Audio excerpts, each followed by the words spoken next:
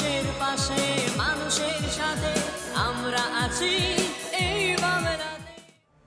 আপনারা দেখছেন সংবাদ শিরোনাম। দেখলেন তো অনেক কিছু, এবার দেখুন নতুন কিছু। পূর্ব বর্ধমান জেলার মাধবদীঘি থানার উচ্চলন গ্রামে গৃহস্থের বাড়িতে চুরির ঘটনায় চাঞ্চল্য। উচ্চলন গ্রামে ব্রাহ্মণ পাড়ায় ঘন বসতিপূর্ণ এলাকায় বাড়িতে একাই থাকতেন বৃদ্ধা মহিলা পূর্ণিমা যশ। ডাক্তার দেখাতে যাওয়ার জন্য এদিন মেয়ের বাড়িতে ছিলেন তিনি। সকালে মেয়ের সঙ্গে বর্ধমানে ডাক্তার দেখাতে যাওয়ার কথা ছিল তার। সকালে পাড়া প্রতিবেশীদের কাছ থেকে ফোনে খবর আসে যে বাড়িতে চুরি হয়েছে। চাবি তালা ভেঙে আলমারির লকার ভেঙে সমস্ত জিনিসপত্র নিয়ে চলে যাওয়ার পাশাপাশি রীতিমতো লন্ডভন্ড চালিয়ে গিয়েছে দুষ্কৃতীর দল। অবিলম্বে মাকে নিয়ে বাপের বাড়িতে ছুটে আসেন তার মেয়ে কাবেরী দলুই। তিনি জানিয়েছেন তার মায়ের সঞ্চয় করার নেশা ছিল, তিনি টাকা জমিয়ে রাখতে পছন্দ করতেন। সেই জমিয়ে রাখা টাকা নিয়ে চম্পট দিয়েছে দুষ্কৃতীরা। প্রায় 5 লাখ টাকা ছিল আলমারিতে, এছাড়াও 7 থেকে 8 ভরি সোনার গয়না ছিল আলমারিতে। তা নিয়েও চম্পট দেয় দুষ্কৃতীরা। বাড়ির দলিল থেকে শুরু করে সমস্ত জিনিস তছনছ করে রেখে গিয়েছে দুষ্কৃতীরা।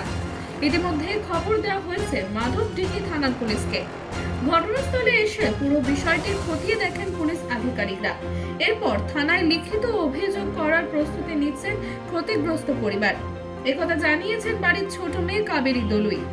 জনবহুল এলাকায় এমন চুরির ঘটনাকে কেন্দ্র করে চাঞ্চল্য ছড়িয়েছে সমগ্র এলাকা জুড়ে। কালকে মানে ওই 10:30টার সময় মাকে আমি নিয়ে গেছিলাম মায়ের চেক আপের জন্য। আমার বাড়ি আকুয়ে নিয়ে গিয়েছিলাম যে আজকে আমি বিকালে বর্ধমান যাব। আজকে সকালবেলায় ফোন আসছে যে সমস্ত ঘর খোলা এবং আলমারি পুরো ভাগ করে তারা সব নিয়ে চলে গেছে, লুট করে নিয়ে চলে গেছে। এটা তো কোনোদিন হয় না। এটা কোথায় ঘটেছে ঘটনাটা? এটা উচালান, বর্ধমান ডিস্ট্রিক্ট, পূর্ব বর্ধমানের উচালান গ্রামে হয়েছে। আর আমার বাবার নাম হচ্ছে লেট মৃত্যুঞ্জয় যশ, মায়ের নাম পূর্ণিমা যশ, আর আমি হচ্ছি ওনার ছোট মেয়ে। এবং আপনারা নিজেরাই দেখতে পেলেন কী হারে ঘটনা, এবং খুব জনবসতিপূর্ণ এলাকা, মানে একদম গ্রামের ভিতরে। সেখানে কি করে ঘটনা? কোন পাড়া এটা? এটা উচালান ব্রাহ্মণ পাড়া। আপনার মা কি বাড়িতে একাই থাকতেন? হ্যাঁ, মা বাড়িতে একাই থাকতেন। মাঝে মাঝে মেয়েদের বাড়ি যেমন যেতেন সেরকম যেতেন। তারপরে এবার কালকে নিয়ে গেছি, আজকে আবার সব নিয়ে আবার ছুটে এলাম, এসে দেখছি এই ব্যাপার। কত বয়স হবে আপনার মায়ের? 72 বছর। 72 বছর। 72 বছর। প্রথম কিভাবে জানতে পারলেন যে চুরি হয়েছে? পাশের বাড়ির আমাদের ওই যে দাদার ছেলে আছে, সে ফোন করে দিয়ে আমার বড় দিদিকে। আমার ফোনটা পাইনি কেউ, দিয়ে ও ফোন করে। এবার বড় দিদি আমাকে ফোন করে বলে, দিয়ে তারপরে সঙ্গে সঙ্গে আমরা আসি, এসে দেখতে পাই এই অবস্থা হয়ে পড়েছে। এবং কত টাকার মতো ক্ষয়ক্ষতি হয়েছে বা কি হয়েছে? উনি তো বলছেন যে 5 লাখ টাকার মতো, 5 লাখ টাকাই হবে। ওনার একটা সম্পদ, মানে সঞ্চয় করার একটা মানসিকতা ছিল, এবং এটা বিগত অনেক বছর ধরেই উনি অল্প অল্প করে সঞ্চয় করে করে রাখতেন। কত কিছু দিতেন না, নিজেও কষ্ট করে থাকতেন।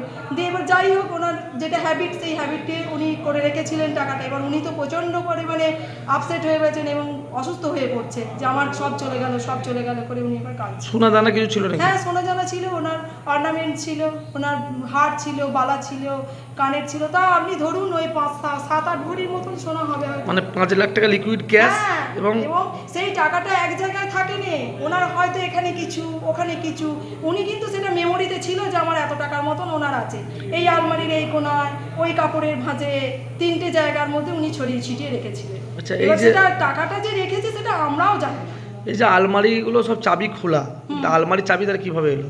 আলমারির চাবিটা আমরা তো কোনোদিন ওইসব জিনিসে হাত দিতাম না। উনি আলমারির চাবিটা, নিচে তলার ঘরের আলমারির চাবিটা ওই যে ড্রেসিং ড্রয়ার আছে, ড্রয়ারের মধ্যে রেখেছিলেন। আর এখানকার আলমারির চাবিকাঠিটা এই খাটের তলাতে রেখেছিলেন। আমরা জানতাম না, আমরা কিছু ওনার হস্তক্ষেপও করতাম না। কিন্তু এবার ওনারা ওই চাবিকাঠিটা পেয়ে যেতে, এবং বাবার যে পুরোনো আমলের দলিল থেকে আরম্ভ করে সমস্ত কিছু তছনছ করে নিয়ে মানে রেখে দিয়ে গেছে। আপনারা সেটা দেখতেই পাচ্ছেন, কত বছরকার আজ থেকে। আমরা তো ছোট তখনকার দলিলপত্র পুলিশকে জানিয়েছিলাম। ওনারা এসেছিলেন, ওনারা একটা ইনভেস্টিগেশন করে গেলেন। তারপর এখন দেখা যাক। আপনারা কোনো কমপ্লেন করেছেন লিখিতভাবে? হ্যাঁ, লিখিতভাবে তো কমপ্লেন না এখন পর্যন্ত করা হয়নি, এবার করবো, প্রসেসে চলছে। ওনারা এলেন, দেখলেন, এবার আমরা সেটা করবো। করে এবার এটার একটা তদন্ত হওয়া দরকার, কারণ এত ভালো গ্রাম আমাদের, এত ভালো এরিয়া, মানে আমরা এখানটা খুব ভালোভাবে করে থাকতাম, কিন্তু সেখানে যদি এরকম হয় ভবিষ্যতে তো আরও অনেক কিছু হতে পারতো। এই এই হয়ে গেছে ব্যাপারটা। আর মানুষের পাশে মানুষের সাথে আমরা আছি এই বাংলাতে। আপনারা দেখছেন সংবাদ শিরোনাম।